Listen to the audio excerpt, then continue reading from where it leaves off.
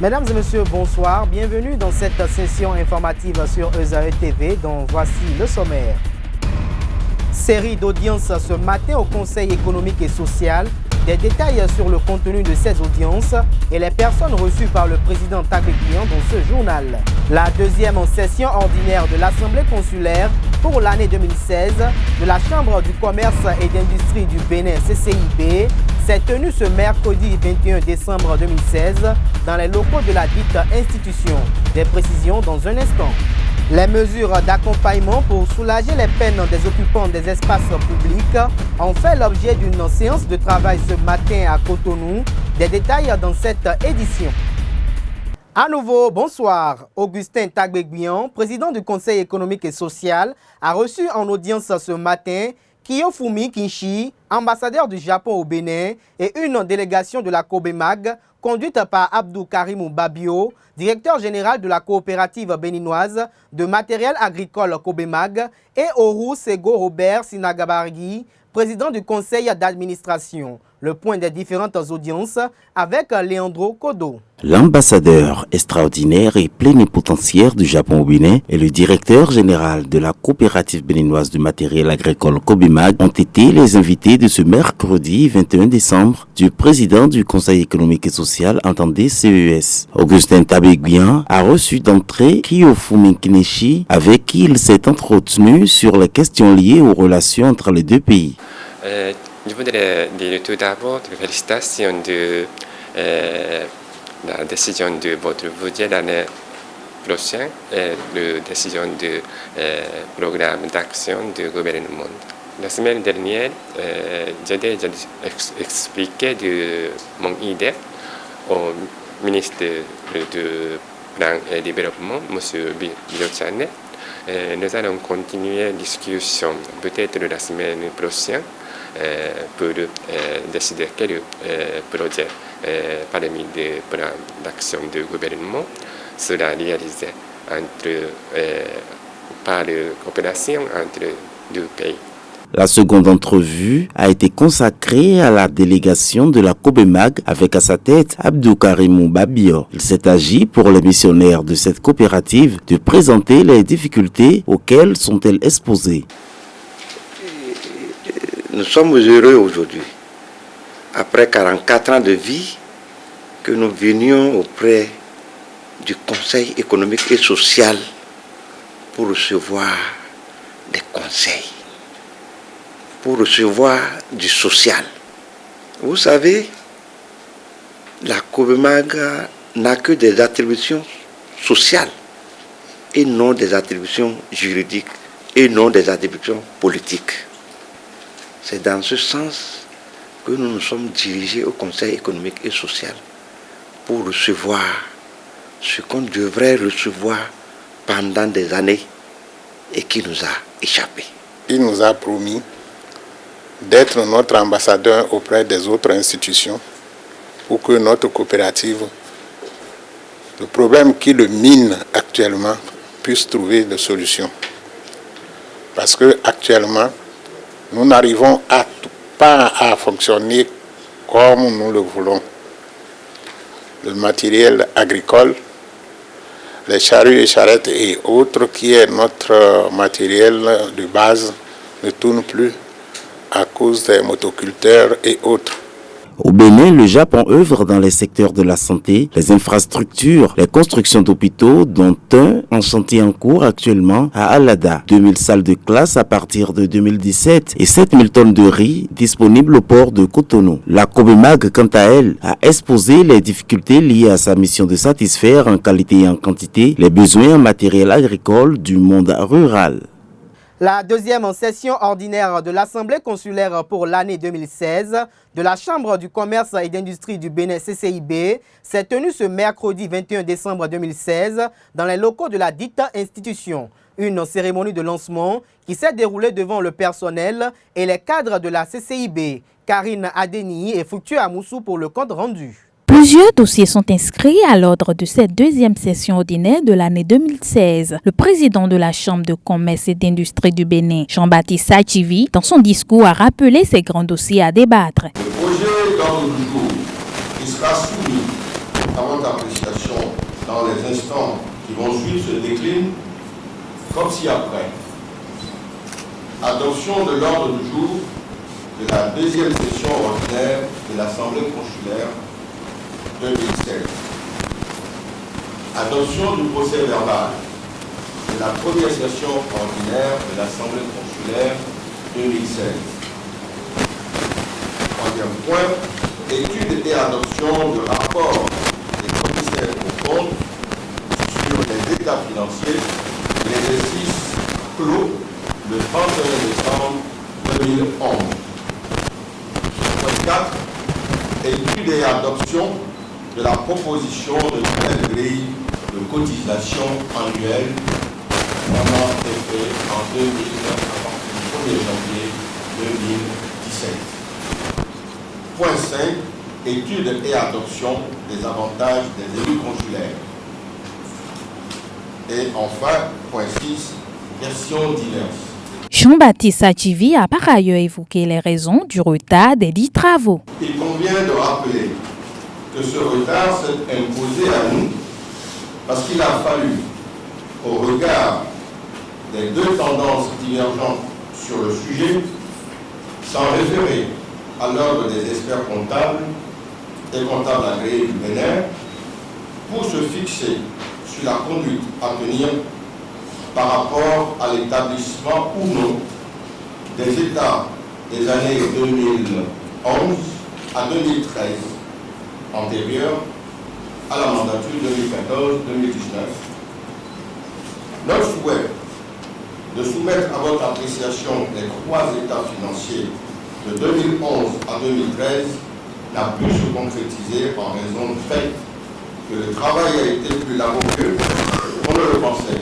Il faut souligner que le président de la CCIB a formulé des souhaits en vue du bon déroulement de la deuxième session ordinaire de l'Assemblée consulaire pour l'année 2016. L'atelier de validation du rapport d'évaluation de la phase pilote de la stratégie du faire-faire par le cabinet SISTI a démarré ce matin à Cotonou. La cérémonie d'ouverture de cet atelier s'est effectuée en présence des cadres du Fonds national de promotion de l'entreprise et de l'emploi des jeunes FNPEJ. Il faut noter que cette séance de travail reçoit la participation des acteurs institutionnels, des banques des systèmes financiers décentralisés, des centres de formation et d'incubation. Le point avec Tatiana Akpade et Mounir Dorego. Créé depuis 2007, le Fonds national de promotion de l'entreprise et de l'emploi des jeunes FNPEJ fait des exploits. À cet effet, un atelier de validation du rapport de la mission d'évaluation du dispositif du FNPEJ a eu lieu ce jour à Cotonou. Les activités du dit atelier sont pilotées par la stratégie du faire-faire du cabinet SISTI, une stratégie qui a été adoptée et rendue opérationnelle en 2014 pour une durée de 3 ans. Il s'agit avant tout d'améliorer fondamentalement le dispositif d'intervention du FNPEJ afin de lui permettre de mener à bien sa mission d'accompagnement des porteurs de projets et de financement des entreprises portées par des jeunes. Les conclusions de ces travaux permettront de repositionner le FNPEJ en lien avec la vision du gouvernement du président Patrice Talon de restructurer le tissu économique de notre pays par la production de la richesse, donc par la croissance économique en vue de résorber le chômage et le sous-emploi des jeunes. La cérémonie d'ouverture de cet atelier a vu la participation des acteurs institutionnels, des banques, des centres de formation et d'incubation et regroupe 3 secteurs prioritaires, à savoir l'agrobusiness, l'artisanat et le tourisme. L'efficacité des actions futures du FNPEJ sera largement tributaire des conclusions et recommandations des travaux de cet atelier. Ces dernières serviront à opérer les réformes nécessaires et indispensables au sein de l'institution pour lui permettre de prendre un nouveau départ. Un nouveau départ plus rassurant pour les décideurs et les groupes cibles. Un départ vers des lendemains meilleurs.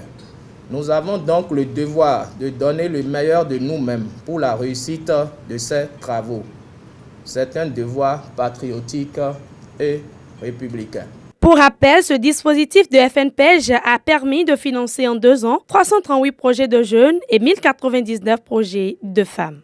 Le deuxième auditeur du laboratoire d'analyse et de recherche religion, espace et développement, l'ARED, a soutenu sa thèse ce jour à l'université d'Abomey-Calavi. Théodore Moïdé, désormais docteur en sociologie anthropologique dans l'option sociologie de développement, a présenté sa thèse sur les nouvelles formes de religiosité chrétienne à Zanyanado. Il en ressort avec une mention très honorable qui s'accompagne des félicitations du jury à l'unanimité. Enoch Lahade nous fait le compte rendu. Après Émile Gbedjangbo, docteur de l'université d'Abomey-Calavi en sociologie anthropologique, avec la mention très honorable et les félicitations du jury à l'unanimité, c'est le tour de Théodore Moïdé, qui ressort aussi docteur en sociologie anthropologique dans l'option sociologie de développement, avec une mention très honorable et les félicitations du jury. Il a défendu sa thèse sur les nouvelles formes de religiosité chrétienne à Zanyanando. Dans cette localité se trouvent près de 489 communautés religieuses, ce qui a poussé la curiosité de l'impétrant à comprendre ce qui est à l'origine de cet effectif pléthorique des églises. Les nouvelles formes de religiosité constituent un fait qui persiste à Zanyanando. Et nous, si nous nous glissons sur le terrain de Gurvich, on les retrouve sur tout le système, sur le plan économique, politique, environnemental, culturel, technologie et même l'approche genre.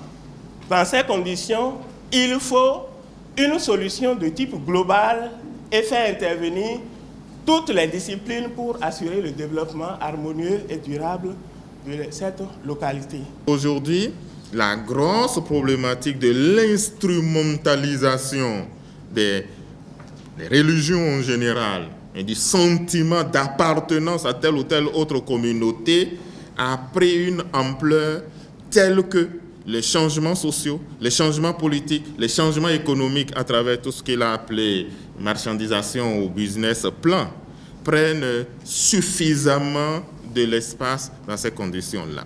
Il est à se demander si nous sommes toujours dans le fait religieux pur et dur parce qu'on y notait un certain purisme au départ. Tous ceux qui s'intéressent à l'histoire de la chrétienté catholique au Bénin tous ces gens-là reconnaissent l'importance des Zanyanado en tant que l'un des foyers majeurs. Théodore Moïdé est le deuxième docteur entièrement encadré par le professeur Dodia Mouzouvi au sein de son laboratoire d'analyse et de recherche religion, espace et développement, l'ARED. Ceci est une fierté et un espoir pour ces différents professeurs qui ont contribué à ce résultat. L'enseignement, c'est bien ça. Que le maître devienne plus petit par rapport à ceux qu'il a formés, que ceux qu'il a formés deviennent plus grands que lui. Maintenant, ils sont en train de venir avec nous pour devenir des collègues, au lieu d'être des apprenants. Ils vont être des collègues, parce qu'ils vont être docteurs. Ils sont docteurs, donc ce sont de nouveaux collègues. Et ces collègues-là, nous serons heureux de les voir évoluer au-delà de notre propre niveau. L'impétrant souhaite que les recommandations de ces recherches soient prises en compte par les acteurs sociaux pour un dialogue interreligieux apaisé dans la localité de Zanyanando. Les mesures d'accompagnement pour soulager les peines des occupants des espaces publics ont fait l'objet d'une rencontre ce matin à Cotonou. Une séance de travail sous l'égide du maire de la municipalité de Cotonou, Léa Divinayon-Soglo, s'est tenue dans les locaux de la mairie afin de faciliter la vision du gouvernement qui est de libérer les espaces publics occupés avant le 31 décembre prochain. Le compte rendu avec Scholastique Ariane Azoman et José Hadjete. L'ultimatum donné par le gouvernement dans l'opération de déguerpissement des occupations des espaces publics tire sa fin. C'est à cet effet qu'une rencontre s'est tenue ce matin devant un parterre de chefs d'arrondissement et chefs quartiers de la ville de Cotonou et présidents d'ONG. Objectif, faire des propositions pour la mise en place des mesures d'accompagnement. Nous sommes conscients, en effet, des déconvenues que pourraient engendrer de telles opérations, à savoir perte d'emploi pour les jeunes, amenuisement des revenus au niveau des familles, surtout chez les femmes, difficulté à rembourser les crédits contractés auprès des institutions de microcrédit, etc.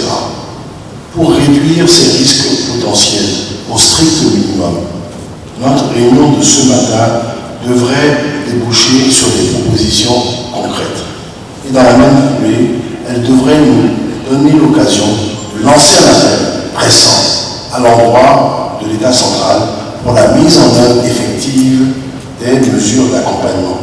Des bureaux de vote ont été implantés pour recueillir les préoccupations des populations. Après étude, plusieurs places ont été identifiées pour reloger les commerçants dans les marchés secondaires. Nous avons constaté donc qu'à la date d'aujourd'hui, il y a 850 places susceptibles d'accueillir les déplacés